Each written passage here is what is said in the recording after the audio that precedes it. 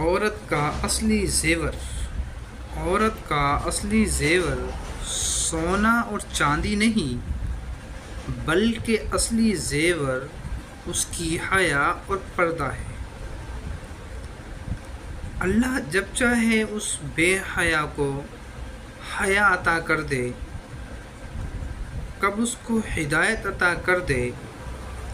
مگر بے حیا عورت کبھی اپنے شوہر کی عزت نہیں کر سکتی، اور جس کے پاس حیا نہیں، اس کی اولاد کا نیک ہونے میں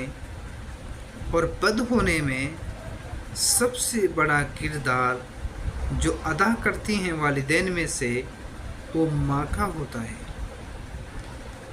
چاہے خواجہ معین الدین چشتی کے بارے میں آپ سوچ لیں، چاہے صابر پیا کے